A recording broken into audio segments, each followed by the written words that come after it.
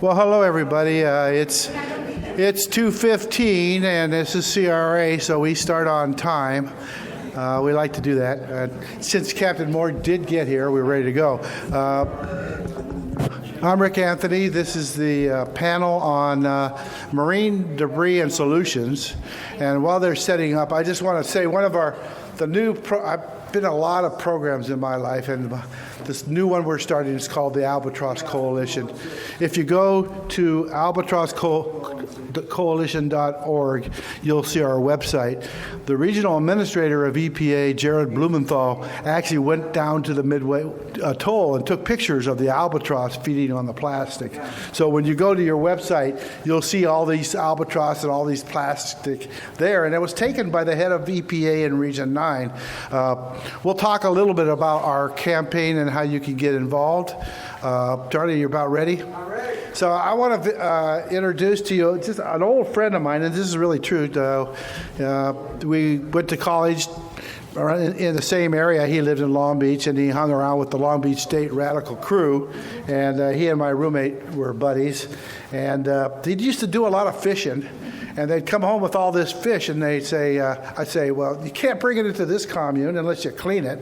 And so they'd clean it all up, and then we'd fry it to everybody in the neighborhood. It was kind of pretty cool. Well, he still fishes, and then he found plastic, and then that's the whole story that starts here. A good friend of mine, he's world famous in the area of marine debris, and he is the official representative of all those who live in the middle of the ocean. Charlie. Which is only me.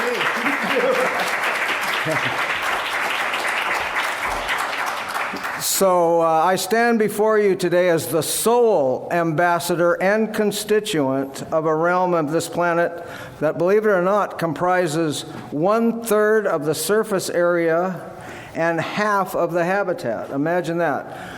1/3 of the surface area and half of the habitat. These are the great subtropical gyres of the open ocean, the basins of the ocean. They're areas dominated by high-pressure systems between 20 and 40 degrees north and south latitude, where the major deserts are on land. So these are equivalent oceanic deserts. They're depauperate. They don't have a lot of species living in them, but they are populated. Now, we now know that these areas accumulate the floating plastic waste from the age of plastic and break it eventually into tiny particles that constitute a new type of floating sediment, a kind of marine smog, and it's taking over the ocean. It floats. This sediment normally settles to the bottom, but this new plastic sediment, this flotsam, principally polyethylene and polypropylene, float. So we have a new kind of floating sediment in the ocean, plus all the larger objects. Now, in 1999, these plastic bits outweighed the associated zooplankton at the surface by a factor of 6-to-1 in our study. This is what really brought the attention to the issue. And 15 years later now, we've just done a retrospective out there, and we found that it's increased by a factor of 5. There's now about 30 pounds of plastic for each pound of sea life floating at the surface. We know from a recent study by Dr. Jenna Jambek at the University of Georgia that an average of 8 million tons of plastic waste enter the ocean each year, so that by 2050, at the current rate of increase, the ocean will be 1/2 plastic, 1/2 fish by weight. Now, studies are starting to surface that this has consequences for us. We're eating it. The average shellfish consumer in Europe has been found to eat 11,000 plastic fibers with their oysters and mussels. We found that fish as far separated as Indonesia and Half Moon Bay here in California had an average of 5 pieces of plastic when purchased at a retail outlet in their stomachs. So what are the prospects that this problem can be reversed?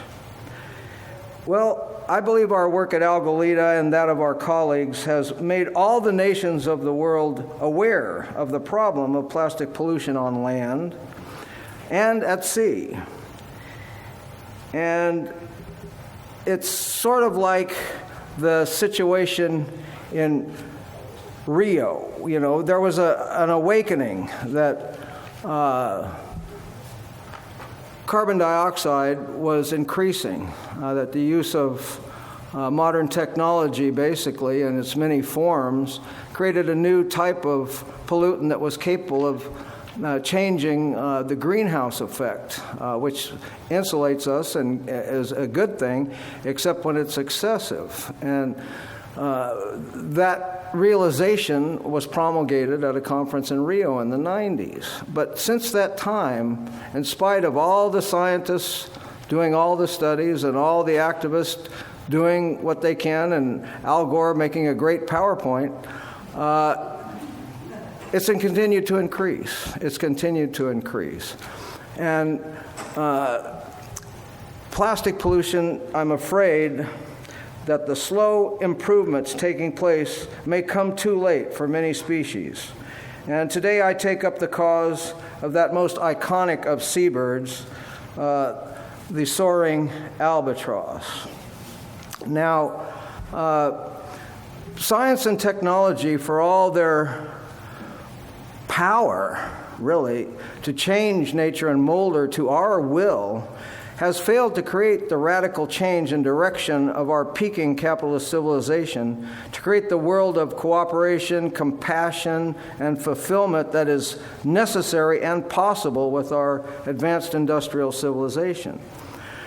So I'm frustrated because as a scientist, I see that all the information, while it can result in incremental improvements, and we see that so often, can't really drive that human spirit that will be required to unite us in a true political revolution. And I believe we're going to have to turn to the realm of beauty, the aesthetic dimension, to get the political will for the needed political revolution and how we handle our material wealth. We are extremely wealthy and have the ability to create heaven here on earth, but we're rapidly turning it into a hell.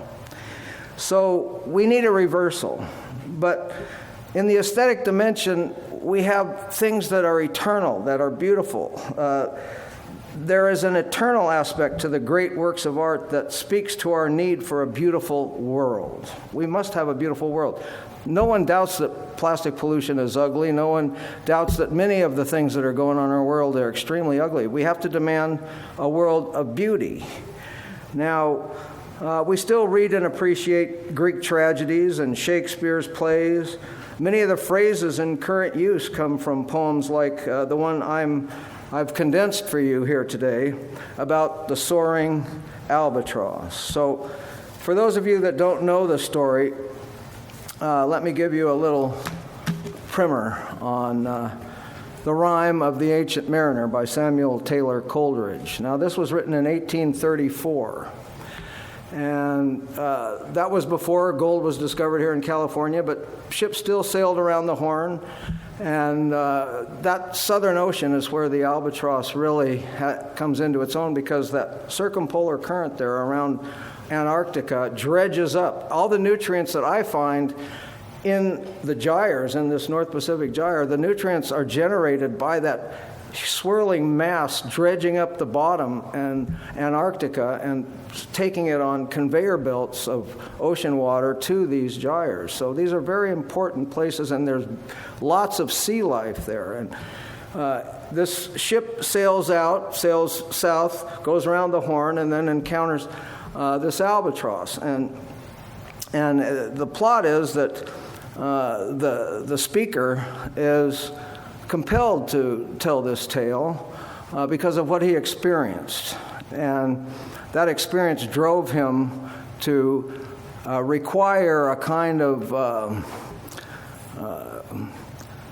manic presentation of what he experienced, and the Spirit would grab him and he would have to tell his story. And in some ways I feel like that ancient mariner. I feel like I've got to tell my story because, like I say, I'm the only one that really goes to these places, thousands of miles from land, that has no real resource to be harvested, so it's not something that we spend a lot of time worrying about. It's outside the exclusive economic zone, which extends 200 miles from the coast of any country.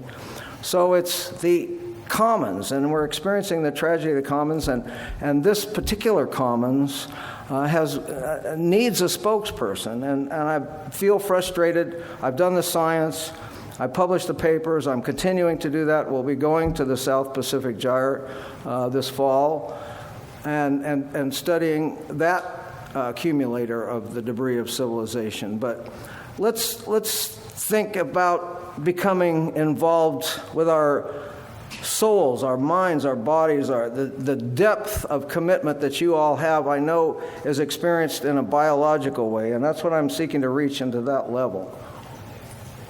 So let's listen to Samuel Taylor Coleridge and the rhyme of the Ancient Mariner. It is an ancient mariner, and he stoppeth one of three. By thy long gray beard and glittering eye, now wherefore stopp'st thou me? The bridegroom's doors are open wide. By the way, this should be now an albatross. There we go. So the bridegroom, he's telling his story to a guy entering into a big party. It's a bridal reception party. And he wants to go into the party. He doesn't want to sit and listen to this old fogey. But something happens. So this ancient mariner stoppeth one of three, and the wedding guest says, By thy long gray beard and glittering eye, now wherefore stopp'st thou me? The bridegroom's doors are open wide, and I am next of kin. The guests are met, the feast is set. Mayst hear the merry din. He holds him with his skinny hand. There was a ship, quoth he. The wedding guest stood still and listens like a 3 years child. The mariner hath his will. The wedding guest sat on a stone, but he cannot choose but hear. And thus spoke on that ancient man, that bright-eyed mariner. Here we go, a assailant. The ship was cheered, the harbor cleared, and merrily did we drop below the kirk, below the hill, below the lighthouse top. With sloping masts and dipping prow, the ship drove fast. Loud roared the blast, and southward aye we fled. At length did cross an albatross, through the fog it came. As if it had been a Christian soul, we hailed it in God's name. It ate the food it ne'er had eat. Now, shipboard food waste, discards, big problem. All right. It ate the food it ne'er had eat, and round it flew. The ice did split with a thunder fit. The helmsman steered us through. And a good south wind sprung up behind, the albatross did follow, and every day for food or play he came to the mariner's hollow. God save thee, ancient mariner, from the fiends that plague thee thus. Why look'st thou so? With my crossbow I shot the albatross. But the good south wind still blew behind. No sweet bird did follow, nor any day for food or play came to the mariner's hollow. And I had done a hellish thing, and it would work 'em woe. For all averred, I had killed the bird that made the breeze to blow. Ah, wretch, said they, the bird to slay that made the breeze to blow? Well, the fair wind blew, the white foam flew, the furrow followed free. We were the first that ever burst into that silent sea. Down dropped the breeze. The sails dropped down. 'Twas sad as sad could be, and we did speak only to break the silence of the sea. See, they had entered the doldrums. This is the gyre. This is the desert, the accumulation zone. It's called the horse latitudes because this is where animals starved and died when they ran out of water. The age of sail, no motor, you're stuck. So let's change the slide here and see the gyre. There we go. All in a hot and copper sky, the bloody sun at noon, right up above the mast did stand, no bigger than the moon. Day after day, day after day, we stuck, nor breath nor motion, as idle as a painted ship upon a painted ocean. Water, water everywhere, and all the boards did shrink. Water, water everywhere, nor any drop to drink. The very deep did rot, O Christ, that ever this should be. Yea, slimy things did crawl with legs upon the slimy sea. Ah, well a day, what evil looks I had from old and young. Instead of the cross, the albatross about my neck was hung. Alone, alone, all alone. Alone on a wide, wide sea. And never a saint took pity on my soul in agony. The many men so beautiful, and they all dead did lie. And 1,000 slimy things lived on, yet so did I. I looked upon the rotting sea and drew my eyes away. I looked upon the rotting deck, and there the dead men lay. Oh, happy living things, no tongue their beauty might declare. A spring of love gushed from my heart, and I blessed them unaware. Sure, my kind saint took pity on me, and I blessed them unaware. The selfsame moment I could pray, and from my neck so free, the albatross fell off and sank like lead into the sea. He prayeth best, who loveth best, all things both great and small. For the dear God who loveth us, he made and loveth all. How long in the same day that same fit I lay, I have not to declare, but ere my living life returned, I heard and in my soul discerned 2 voices in the air. Is it he, quoth one? Is this the man? By him who died on cross, with his cruel bow he laid full low the harmless albatross? The spirit who bideth by himself in the land of mist and snow, he loved the bird that loved the men who shot him with his bow. The other was a softer voice, as soft as honeydew. Quoth he, the man hath penance done, and penance more will do. Forthwith this frame of mine was wrenched with a woeful agony, which forced me to begin my tale, and then it left me free.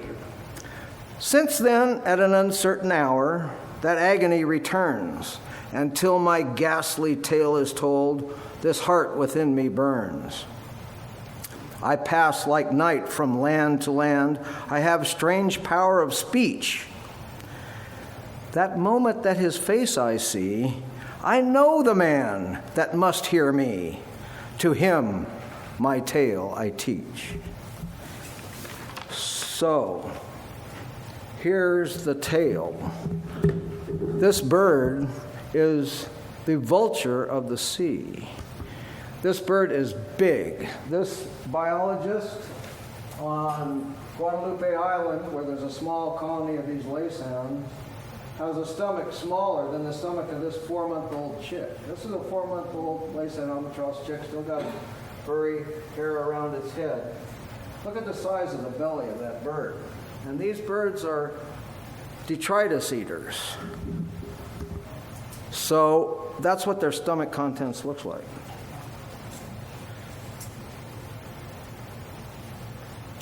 And white, black, and red bottle caps. These are Kewpie dolls. You can't really see the Kewpie dolls, but that's Japanese mayonnaise jar lids and Coca-Cola lids.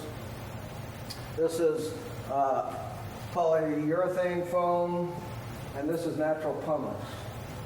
And this is the natural food, squid eyes and beaks. It should be there. That's the natural food of the bird.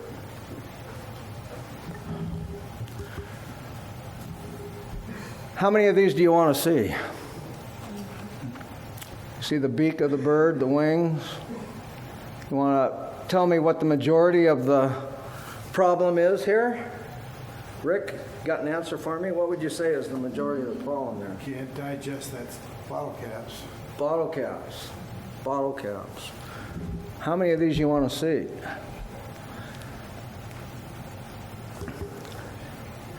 Cigarette lighters. In my book, I say that their stomach contents looks like the checkout counter at a convenience store, because of the cigarette lighters. Bottle caps. Chris Jordan did the movie Midway. Yeah.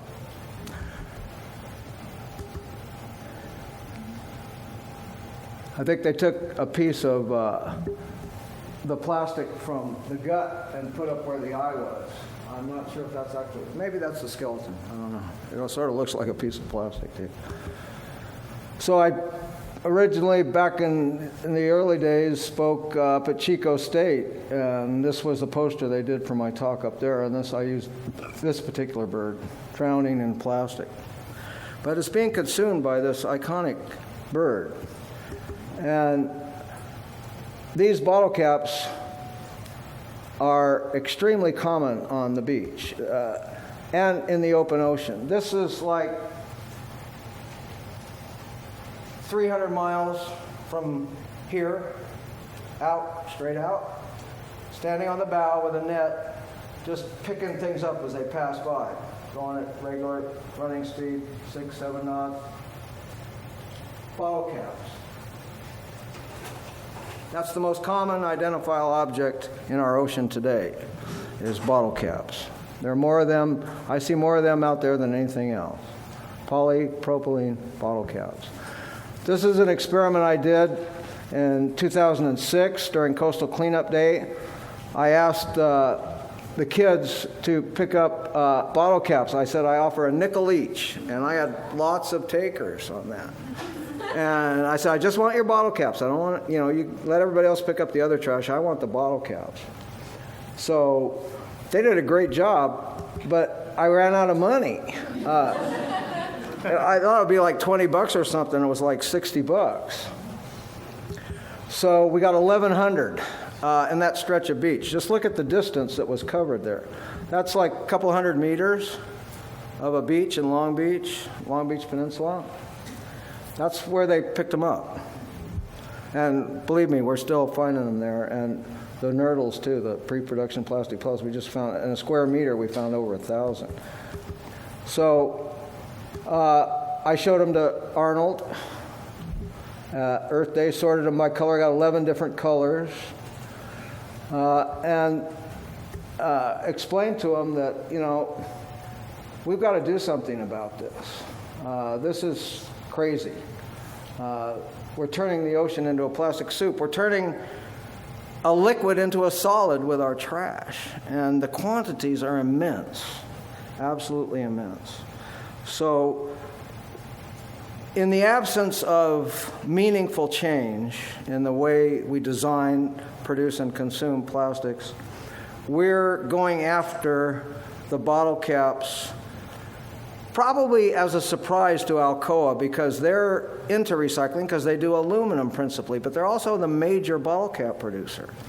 And they've been with they've probably spoken at CRRA, I imagine, 20 years ago about the value of recycling aluminum, and I think they think they're the good guys. But people just don't know. We're all the bad guy now. Our clothing is 11,000 of our fibers is going out in our Dacron polyester every wash. So we've got a situation that requires a cultural and political revolution, and we've got to start somewhere. So we're starting with the bottle caps. So I think that's all I have for this. I got this Maria before the divorce there, and I have my girly man hat on. Woven out of Walmart bags with a Walmart flower on front there. But yeah, that's it. So please join with the Albatross Coalition, which has been spearheaded by Rick Anthony and Ruth, who are doing great work. And I want to be part of that. Our group, Algalita, is going to be part of that. We encourage you to take a stand. Be in it with your heart and be in it with your soul, and realize that you ain't seen nothing yet. The world is in chaos climatically. I know this as a sailor. I can't predict the weather. I make plans, and it's like, impossible to know what's coming next in any meaningful way that we used to do with the pilot charts and plot our course. Now we've got to be ready for anything all the time. And that's not the way we should be living. We should be able to be living in peace and harmony with one another. And if plastic on the ocean is the way that I can get into your head to make that happen, then that's what I'm going to do. All right.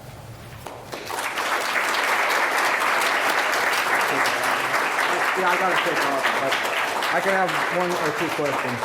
One or two questions? I have a question. Yeah. So what do you recommend? What are you looking for, policy change? Are you looking for manufacturing change with the Yeah, we're one of the big problems is the retooling. It's expensive for a company to retool. So they don't want to. They want to go with the design they got. But we're demanding redesign all over the place. Everybody's talking now about we've got to redesign everything.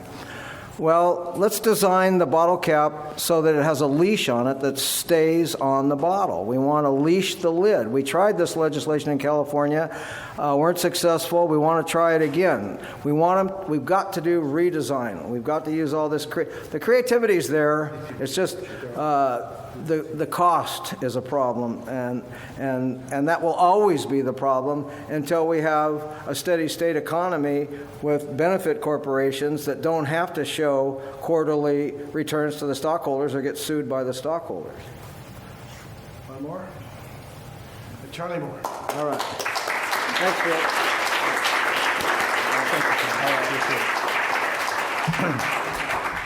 So go to albatrosscoalition.org, and the idea is get ready. We're going to raise $3-4 million, and then we'll take you to the Midway Atoll. We'll get about 10 barges, and we'll fill them full of plastic. We know, as Charlie would tell you, that the plastic will come right back again, but what we'll do is make an international story about this and take this to the World Court. There's other programs that are going on that are working on the marine debris problem. I want to introduce wait a minute. It's Genevieve Abaddon. She's with CAW, and they have programs to deal with marine debris, and Genevieve's going to tell us about it. Thanks.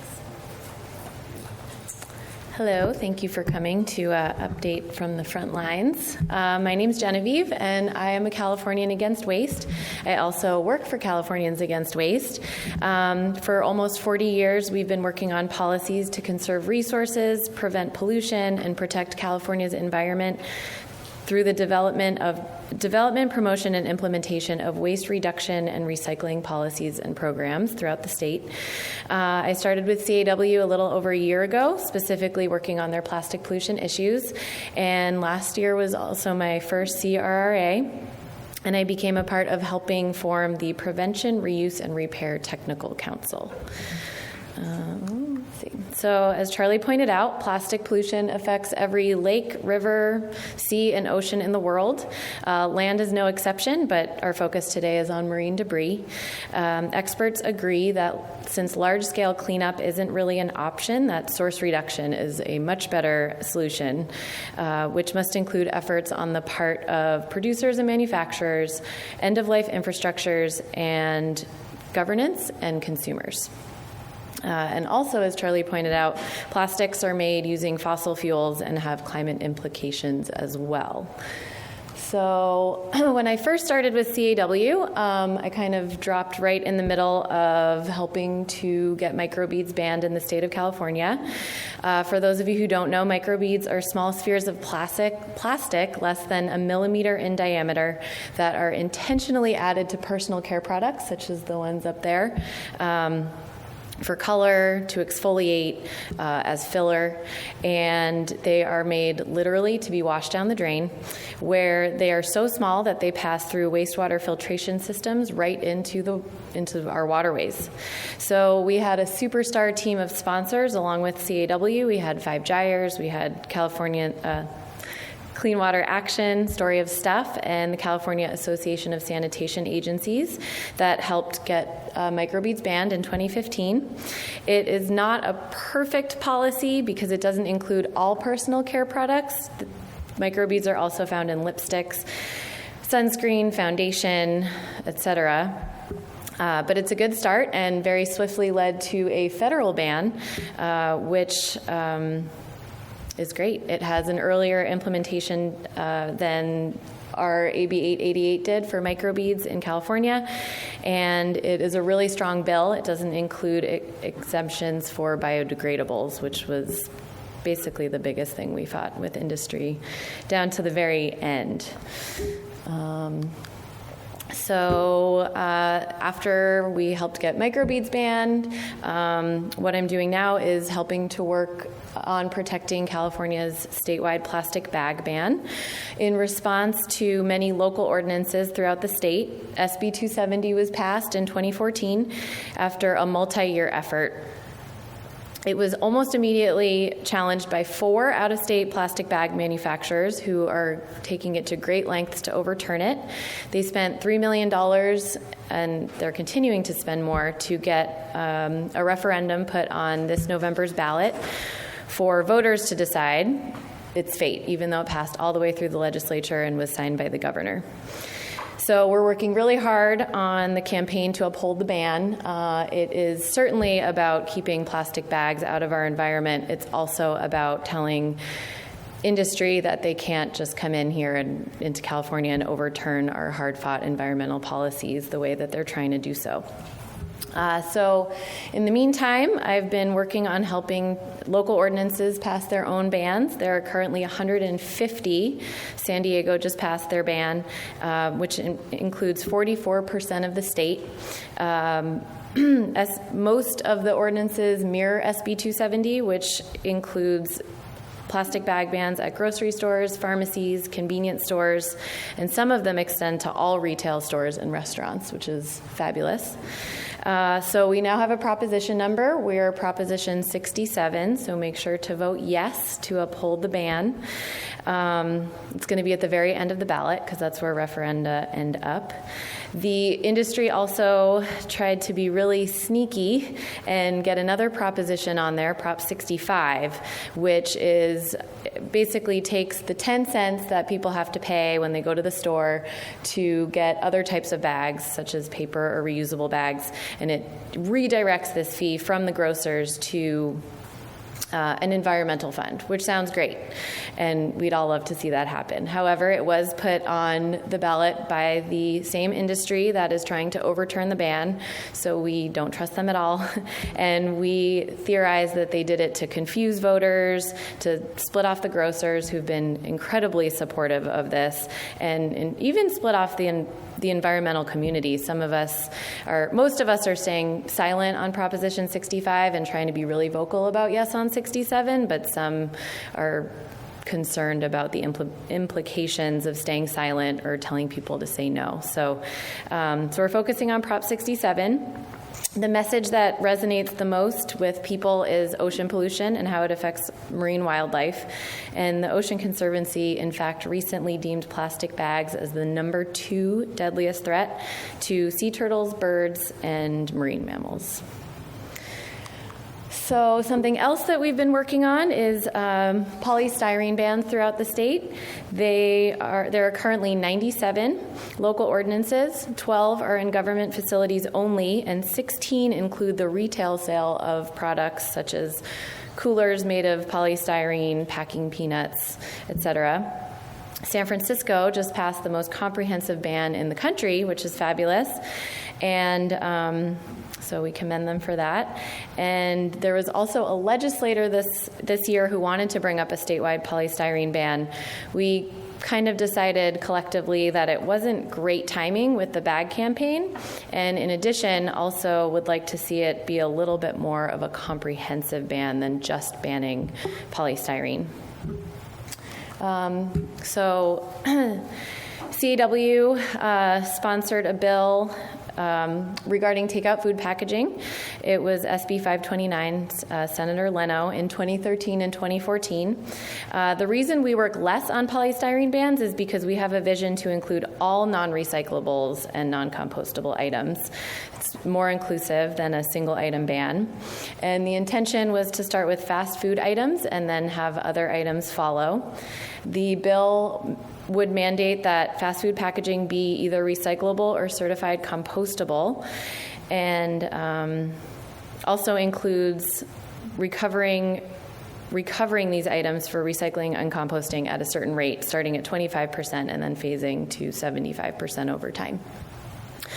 We are hoping to reintroduce the bill in the future. Unfortunately, it was unsuccessful because it was opposed by the American Chemistry Council and the restaurant industry.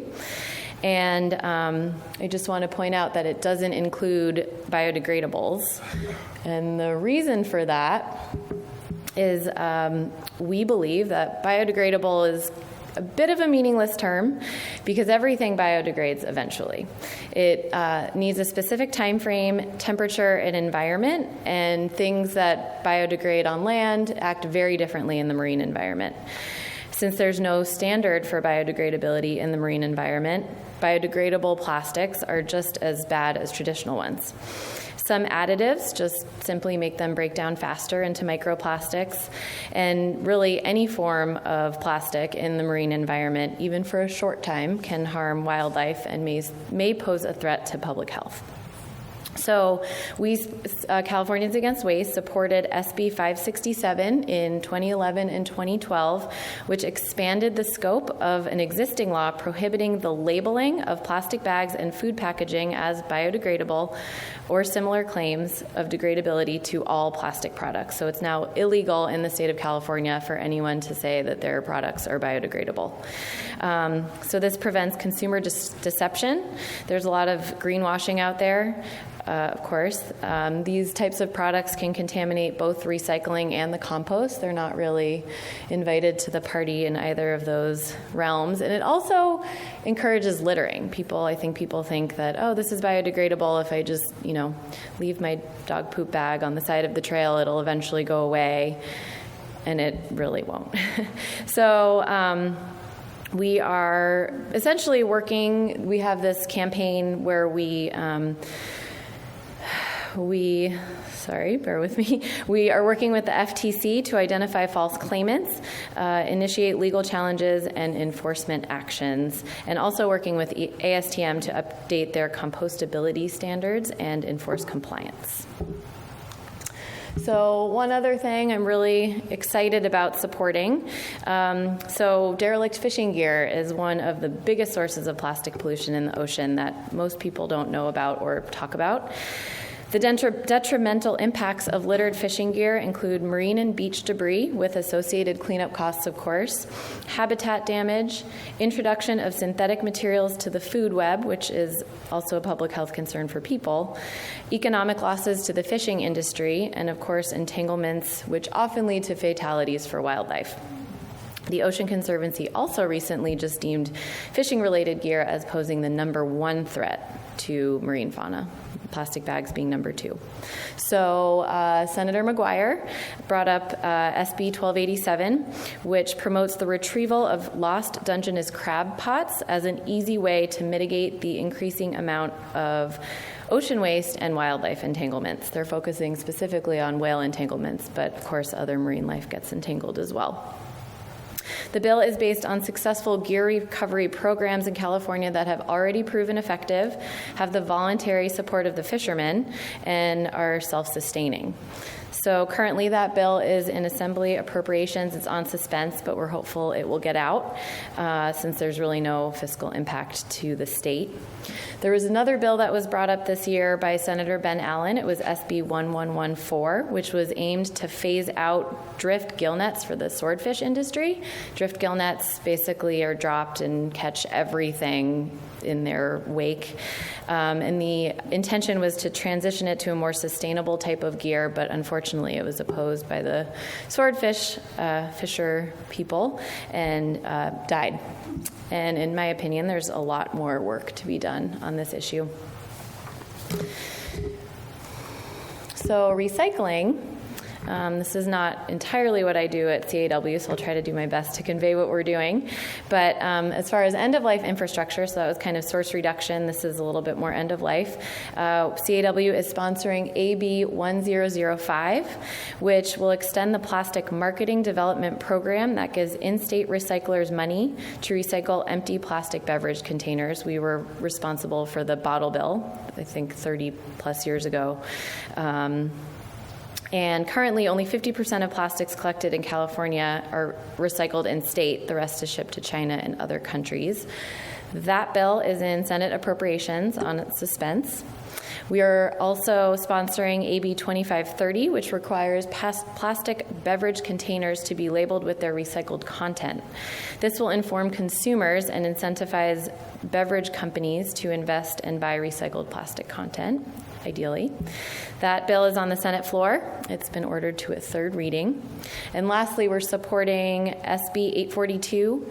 It's, as I'm sure a lot of you know, there's been a crisis with recycling centers closing. So this has been brought up with the intention of closing the gap between the increased cost of recycling and diminished scrap values in response to the more than $50 million in reduced revenue for recycling infrastructure and the recycling center closures.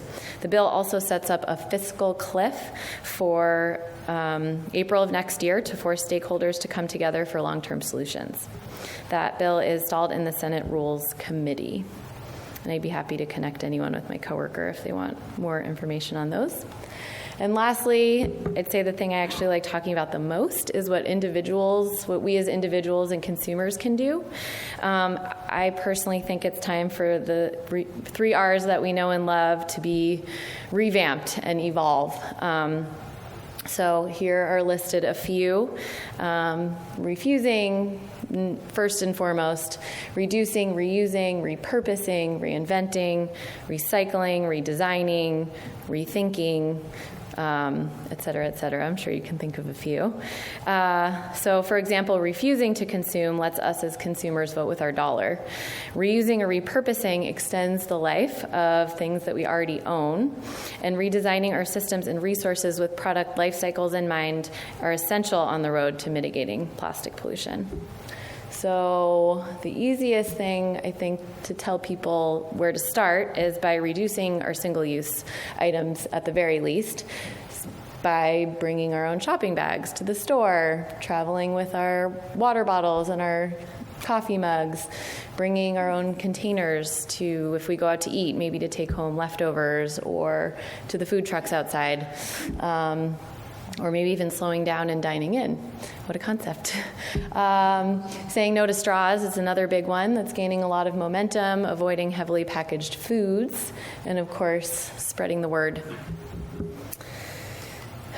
Shopping in bulk is a great way to reduce our plastic footprint. It's really easy, it's less expensive, and it's a good conversation starter in those aisles. People are really impressed when you start bringing your own jars and bags and want to know more. So I'm sure you know what you can get there. Beans and anything from beans and nuts to sugar, flour, cereals, grains, oils, laundry detergent, you name it. I think bulk sections are really bulking up their offerings. And then do it yourself, making stuff. That way you also know what's going in and on your body, and it's typically a lot less expensive, and you're not buying things in plastic containers. I've never seen toothpaste in anything other than a plastic tube, maybe those metally ones a little bit, but still a single-use item that needs to be dealt with at the end of its life. So these are just, I wanted to put the ingredients up there so you can see how easy they are and how inexpensive they are. Cleaning is a big one. I clean in my house with, instead of using all of those toxic products, which is another story, but baking soda, vinegar, and lemon pretty much take care of everything in my house. And you can see the other things on there. Face scrub, instead of buying products with microbeads. Tooth powder, deodorant. It's really hot out there. So when I first had my plastic awakening, these two books were basically like my Bibles. I had the pleasure of seeing B. Johnson speak here last year, and so I recommend checking those out if you have any chance to. They really kind of explain the scope of the problem and how we as individuals can reduce our footprint. So in closing, I always say question convenience. And I really do believe that large groups of people united in a cause can influence policies, companies, whole industries, not just in our work, but as individuals, like I said, with voting with our dollar or not. And that we should make every day Earth Day, because there really is no such thing as a way. And in the words of Annie Leonard, one of my other heroes, there is no such thing as a way. When we throw something away, it must go somewhere. Thank you.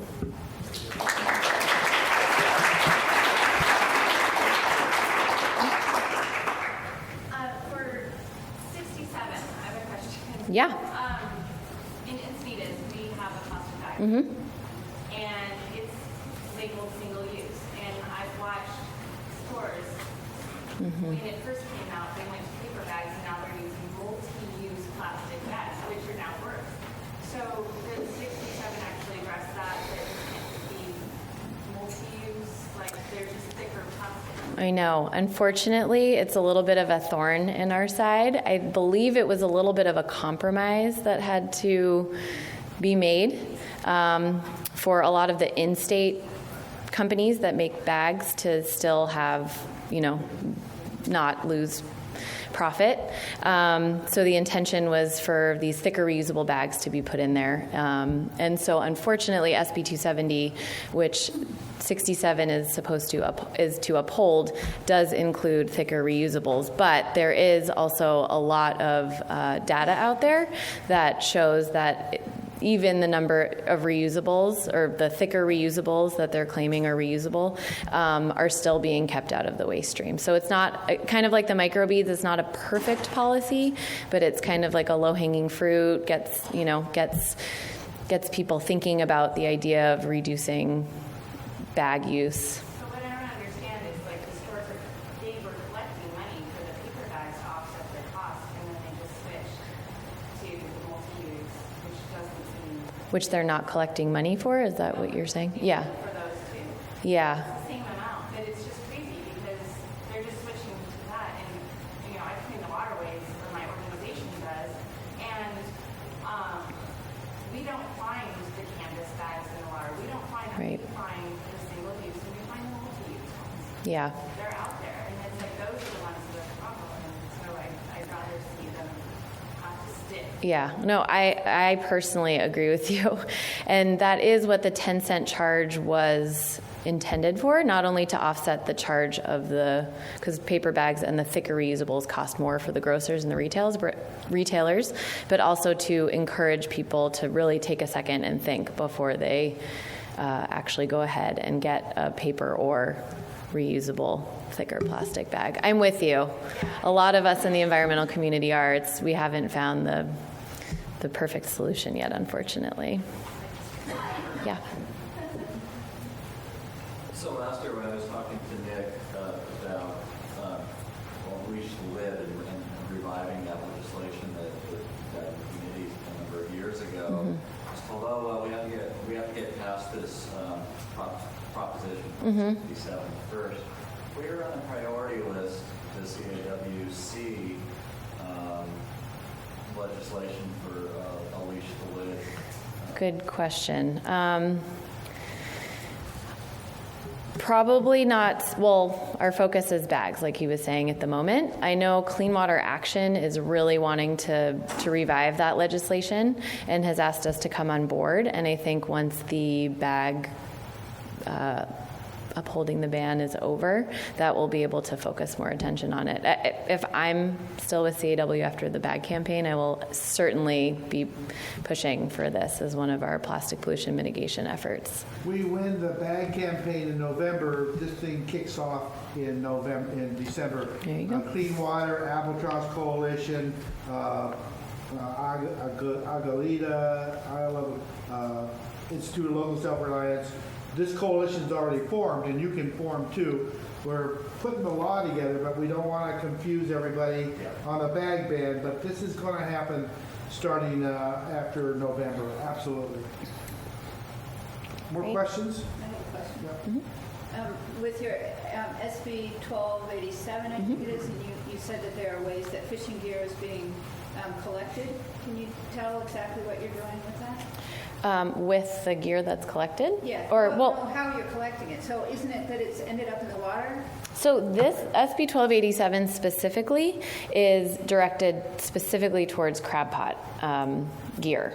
And so what that is that essentially the fisher people, they have incentive to collect the crab pots. Otherwise, they would just leave it in the ocean. Yeah, and they don't, sometimes they're intentionally left behind, but oftentimes they're just, with the water, they're just kind of, yeah. And then they're there. Yeah, but, they lose money on them, and then they also get money, so when they lose them, and then they get money for retrieving them. And so it's kind of this self-sustaining program that they can use the pots again.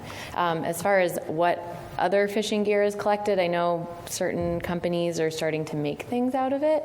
But I know the main focus is really just getting it out of the water at this point because it is abundant. I don't know if that answers your question, but okay.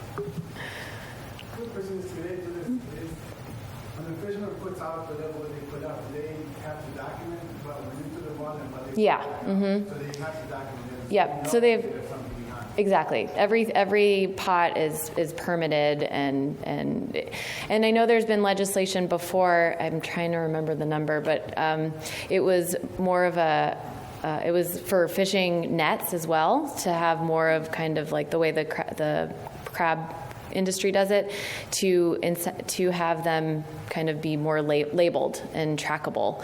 And apparently that made it so that, if a fisher person was out in the water and found a net and they pulled it in, they could say, oh, it belonged to such and such, and either get it back to them, or maybe they would be charged for leaving it behind. And I know that Governor Schwarzenegger vetoed that law, so hopefully at some point it will be resurrected to get more industries on board with that kind of identification for the fishing gear. One more back there. Do you think you guys will try to reintroduce the takeout food packaging bill? You said, I think Yes. it died. It did die, and This session, do you think you'll try to redo something like that for the upcoming 2017 session? ideally as soon as possible. And again, our most of our focus and energy was going towards the bag ban. Yes, that is why I brought it up, because hopefully we will revive it in the near future. Go ahead. I was just wondering, was there any funding for picking up the crab gear? Because I know that the fishermen have an interest in getting their gear back, but it's expensive for them to be out there looking, and they're missing fishing time. And so I was wondering, I know like in Washington State, they've had people were paid specifically to go out and look for that. I don't.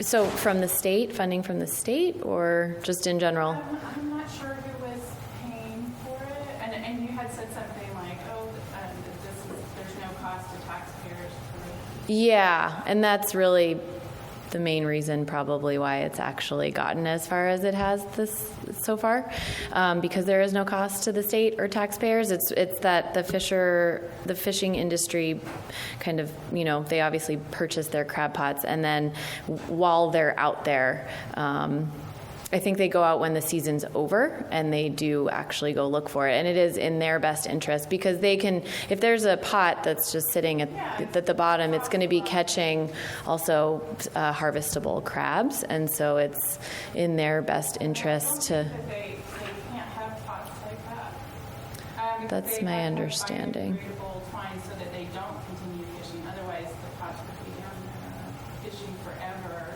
Yeah. Swim in and not be able to get out and die, and then more things would swim in. Yeah, it was my understanding that they can still catch harvestable crabs.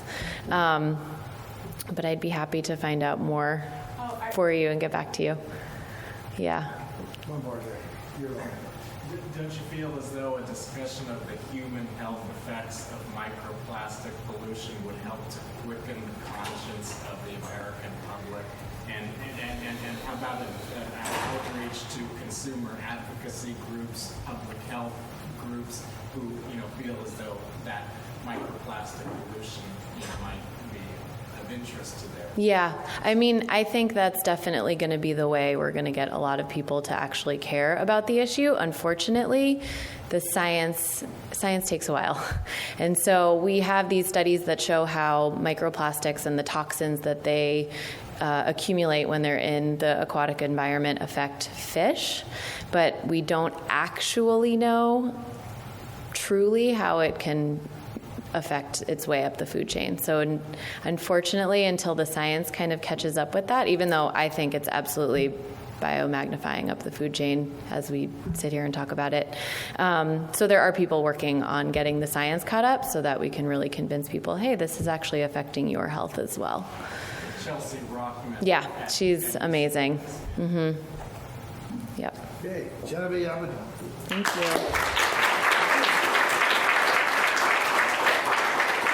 Third speaker, Jessica Toth from Solana Center for the Environment, and she has I'm going to keep talking while you move. Yeah. So her presentation is Solana's working out with the surf riders to develop programs, I guess, to keep plastic out of the ocean, and that's going to be the subject of your talk, right, Jessica? Yeah. So they're all interested in this, and we'll talk in the end, but I really want you to log into the albatrosscoalition.org and then think about maybe your organization would be a supporter.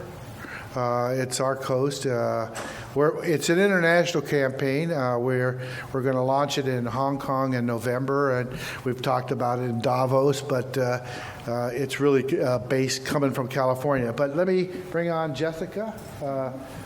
Your turn. Okay. Evidently, I'm the IT person as well today, so I don't know how that happened. I'm Jessica Toth. I'm the Executive Director of the Solana Center for Environmental Innovation. And listening to the previous two speakers, a question occurred, and I'm going to throw it out to you guys in case anybody knows the answer. I'm wondering where the marine debris is coming from. Those bottle caps, is it all just washing in from our shores, or is there dumping, or the microbeads are coming through the sewer system? Does anybody have any information on where we might find? Yes, Patty. You introduce yourself, please. I'm Patty Diaz. I'm the co-founder and executive director of H2O Trash Control. We actually focus on marine debris awareness, prevention, and removal in waterways in San Diego County and Orange County. So yes, we're on the front lines removing the debris. My understanding is that it is zero-point source because of the Markle Act and all the regulation.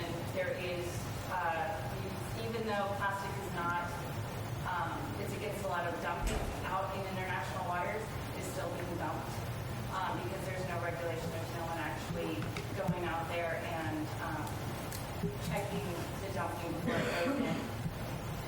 And there's also just from stormwater pollution, people just carelessly littering on the beach. I mean, it literally is zero-point source from what I understand. What does 0 point source mean? Means that it comes from everyone everywhere. Okay. So there's not any like one finger you can point at. Yourself, or it goes from the general. And that's my understanding when I've studied the research on Okay. on drift. And somebody else had some input. Yeah. And then just in terms of geography, what I've read is China, Indonesia, Philippines, and Vietnam being some vast majority of where the plastics are emanating from, and they don't have The controls. the controls to deal with it at all, really. And it doesn't mean that the U.S. doesn't have a very significant problem for the stuff that we're actually creating in the United States and disposing in the United States. But it's just that these particular poor countries need specific and special attention. Okay. Yeah, there's no policy in other countries. They're not, so there's very little regulating. And in island countries, they have island mentality still. They haven't changed their behavior as to, they used to just toss it into the ocean and the water would take it away. And now with it being plastic and we've changed their culture to a plastic society, they still think that the ocean will just take it away. So they still are just dumping it directly. Okay.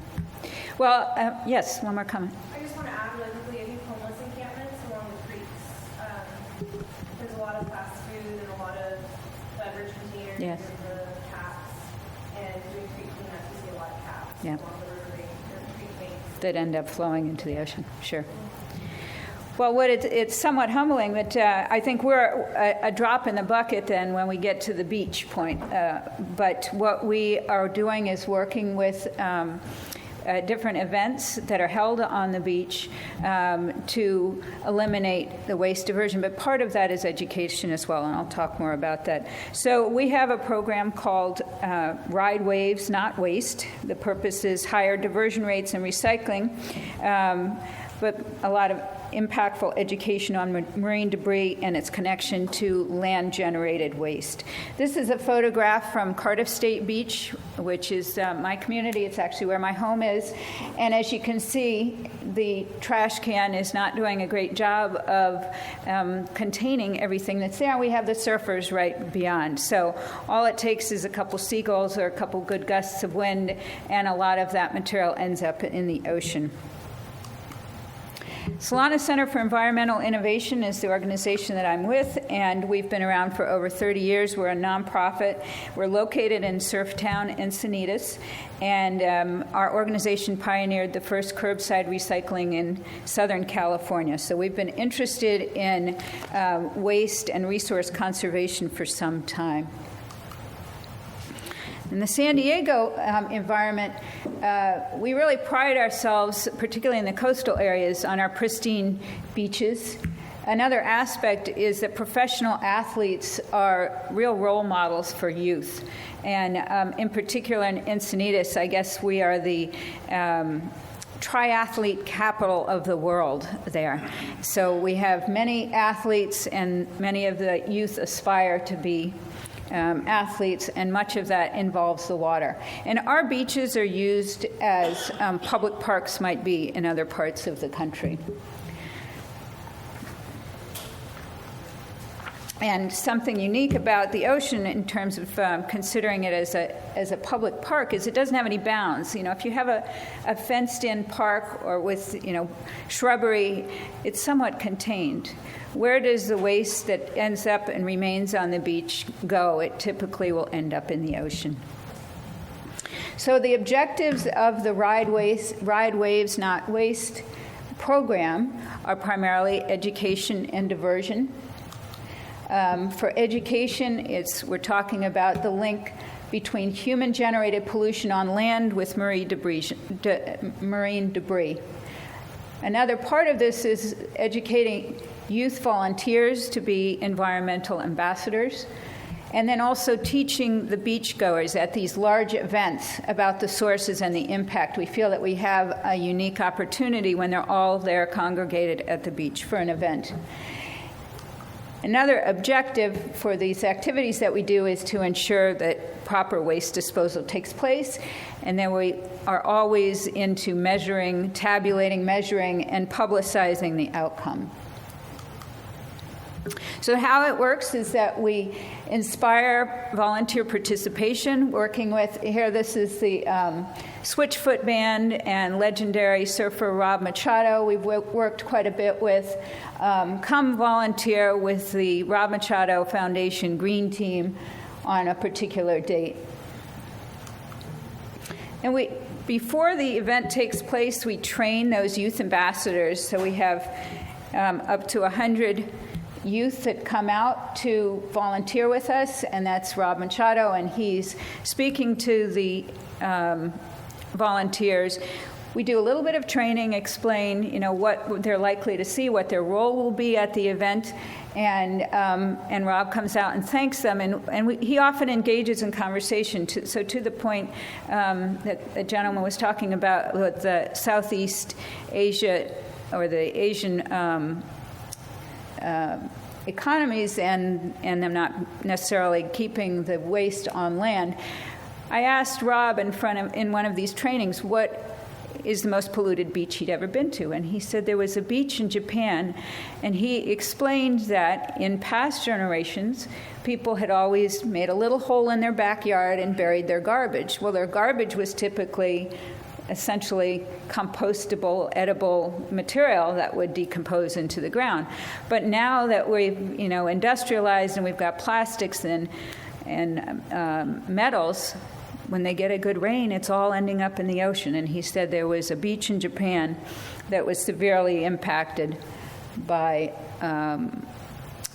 the waste because of that practice. So in advance and also the day of, we work with the vendors. So we talk to them about minimizing the packaging that they're bringing and the waste that they themselves will be generating. And we also talk to them about bringing the material, packing it out, but bringing it to us on the day of so that we can tabulate it as part of the waste that's generated from the event. And here's where the really fun stuff happens. So those volunteers get out there and they man each disposal station. So we've got trash and recycling, and we've got food waste. And the idea is that these are young, hip, youthful volunteers who are educating those who are at the event and telling them, no, that's recyclable, and did you know? That sort of thing. So we get our diversion and we get our education going at the same time there. We also coordinate with the event announcers. So this is an actual event that we work at, and this is the Switchfoot concert. And as you can see, there are thousands of people there, and throughout the event, they're calling out and saying, "Thank you to our green team. Make sure you put waste in the right place. It's important to us."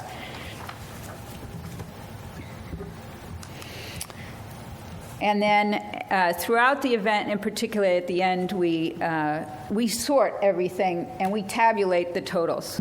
What was recyclable, what was food waste, and what was trash. And we publicized the results after the event. So our goal in any of these events is to engage at least 75 volunteers, ensure a minimum of 50% diversion, and remove 100% of the waste from the beach.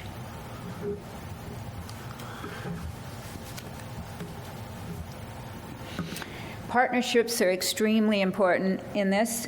So we have celebrities, and they bring both credibility and attention to the issue. The Switchfoot Band is going to produce a video for us that talks about why it's important, not just at the beach, but why it's important to put waste in its proper place.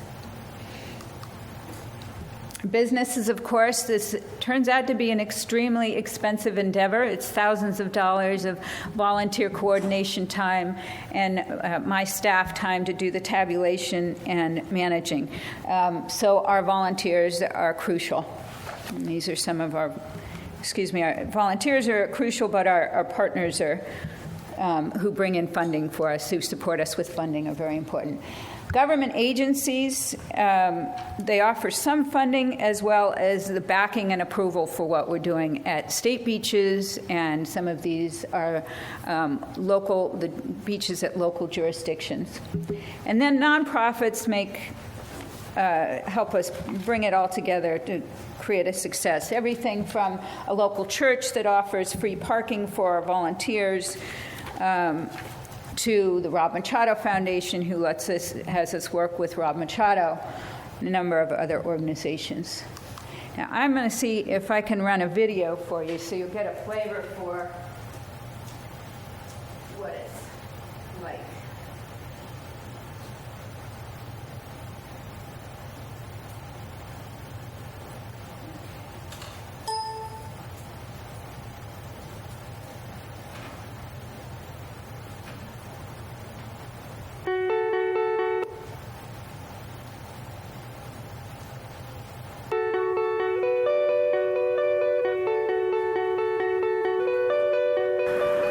I started the Rob Machado Foundation to give back. Environmental education was lacking. Free recycling right here. Right here. Free recycling. 4 years ago, everything was going to the landfill. There was no recycling. That's exciting. I get to pick which one. Do you want to put it in? It's a big task. I mean, I'd say there's probably going to be 10,000 people there. The important components are, one is to get as much out of the landfill as possible, and the other is to really educate people. We have just over about 100 volunteers this year. You know, they're going to be kind of roaming the beaches, educating people on how to recycle and where to recycle the right things. We really impact those people through training so that they know what's recyclable, what could be composted, what really has to go to the landfill. Hi. I just wanted to say thank you. We have a very innovative program going that's capturing the food waste this year. I'm excited that we get to compost this year. We get to collect, maybe get rid of all the trash. I mean, how many times do you get 100 people happily going through and sorting trash and recyclables? It's just a great event to be part of.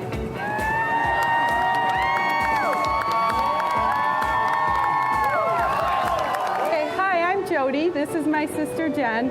We come all the way from Chicago to come and support the group that we love, Switchfoot, as well as Rob Machado and his foundation as part of his green team. Awesome! Oh my gosh, we're from Chicago, so we love the sun, we love the ocean, we love the surf, we love the lack of snow. Having this event down at the beach, it kind of goes full circle. Our playground is the ocean and the beach, and that's unfortunately where most of this plastic ends up. It's really important to have the green team down there doing what we do and making it a waste-free event, and so that when we leave the beach, it's actually cleaner than when we arrived, and we know that all that waste went to the right places.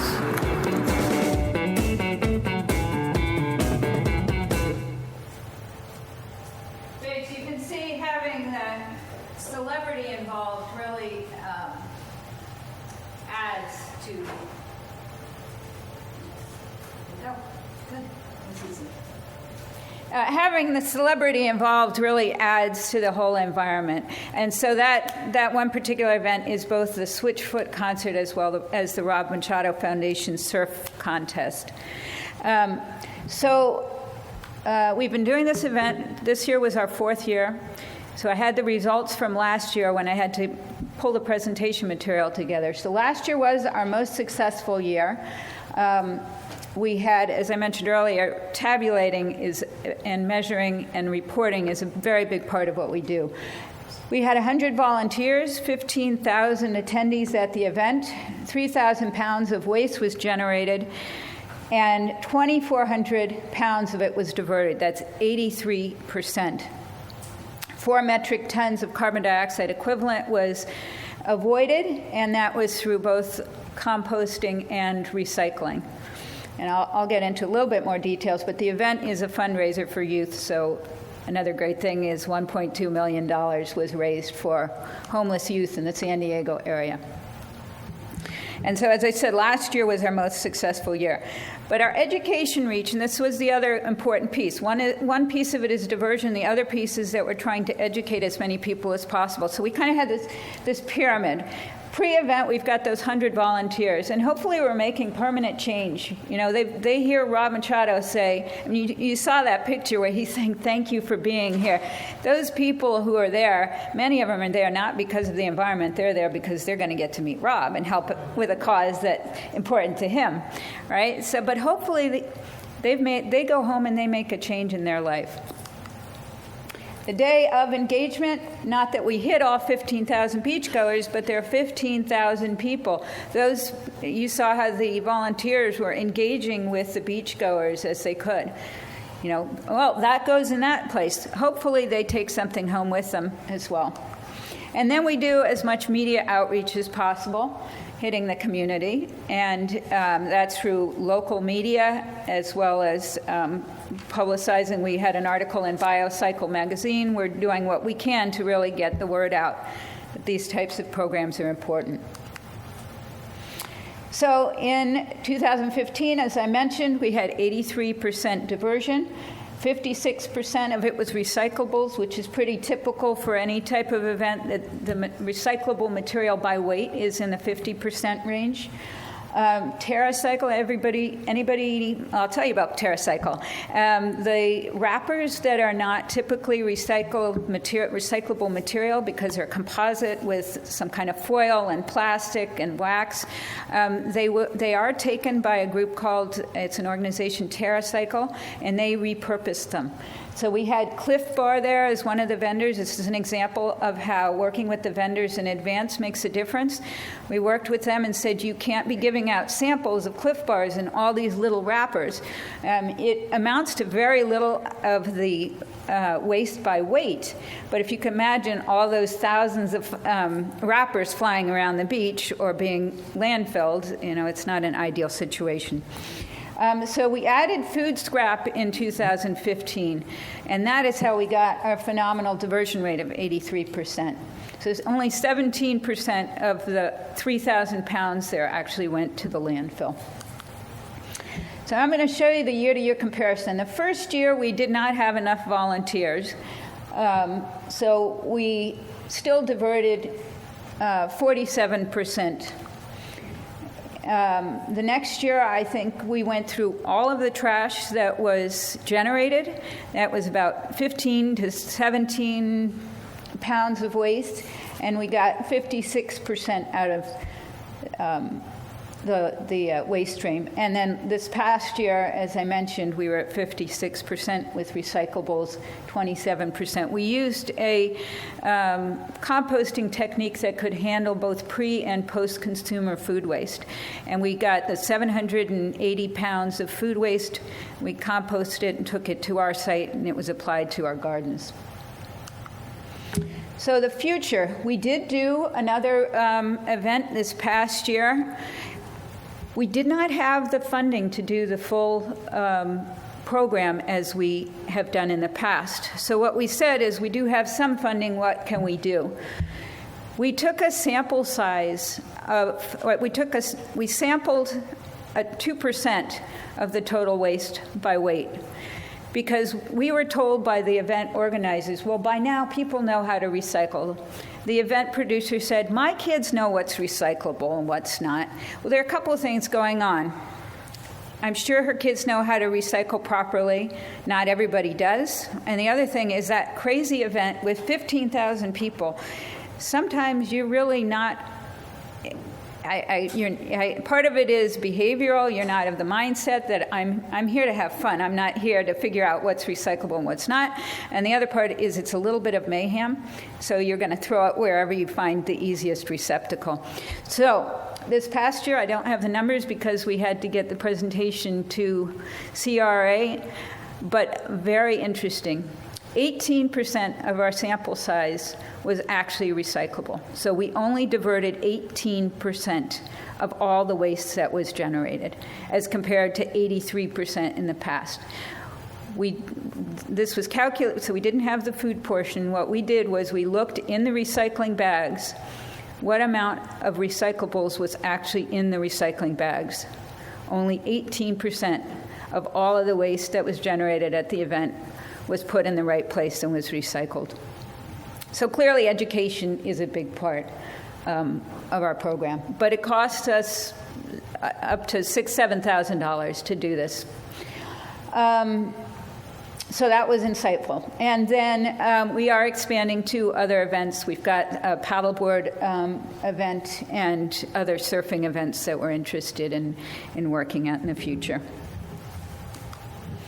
And this is a fella, Seaside Johnny. I don't know if you know him, Patty. Yes. He is not a homeless man picking up recyclables.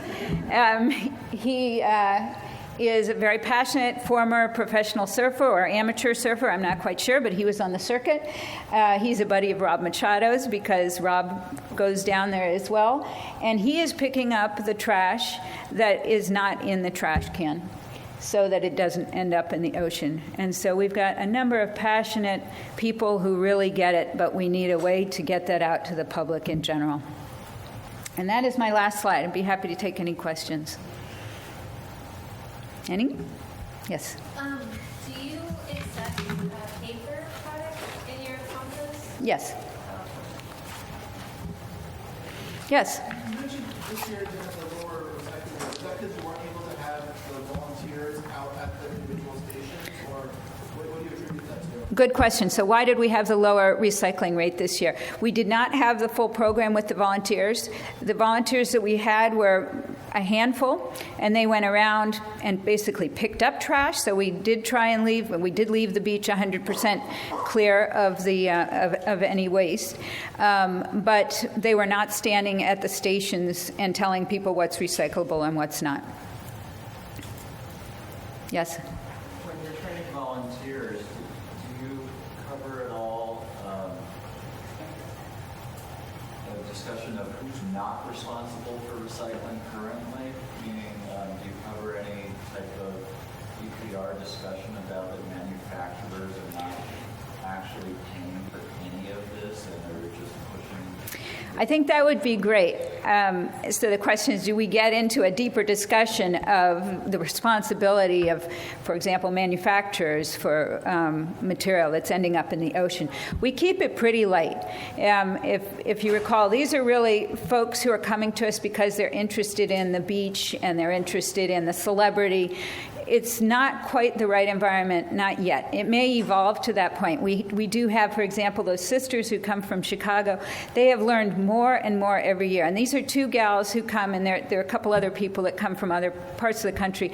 They come for the free Switchfoot concert, but they spend their time with us working because they find it's really important and really satisfying.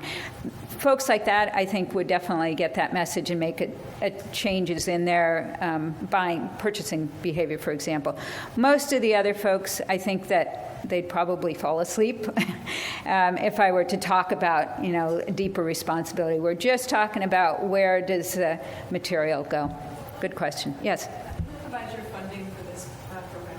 It's those business sponsors that we have primarily. So we have from Hurley, from Kashi, I don't remember who else I had on there, but the city of Encinitas for this one in particular, because it's located in the city of Encinitas, it takes us a lot of time to gather up all this funding because we're only getting $2,000 there. We did apply for a NOAA grant, a federal grant from the National Oceanic and Atmospheric Association. We were runner-up, number 2 for our area, but that was great that we talked through with them, why we didn't get it, so we may apply again at a national level. We would like base funding to be able to do this because the event producers do not see that it's a responsibility. They do not see it like haulers, like they've got to hire a hauler to get the waste out of there. They've got to hire a sound person for the stage. This is a nice to have, and that's why they decided not to be involved this past year in supporting us. And so we said, that's fine. Let's see what we get without the education piece.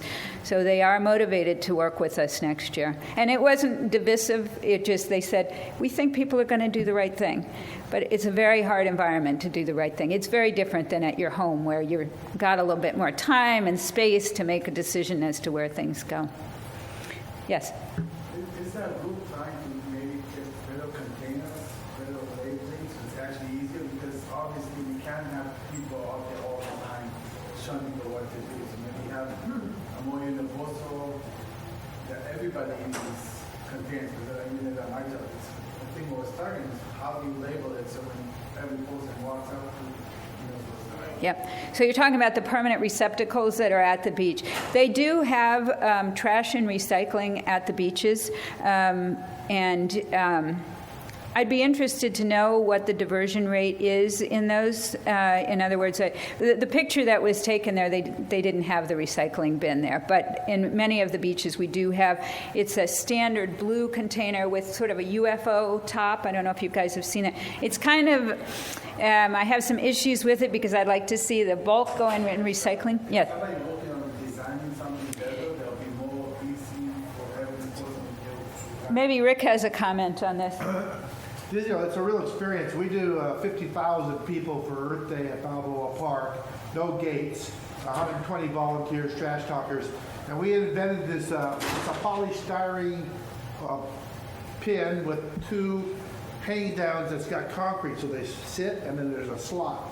And our sign fits right in there. And so what you do is when the bin gets full, you just pull that out, put the empty bin in, and you flip it back in.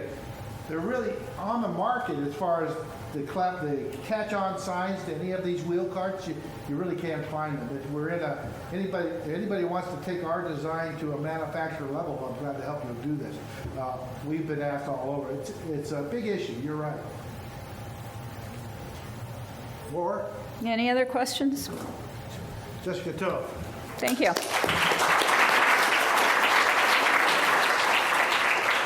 Well, I gave everybody 15 minutes, and so they all took a half an hour, so we're right up to the time. We have a last chance for a couple minutes.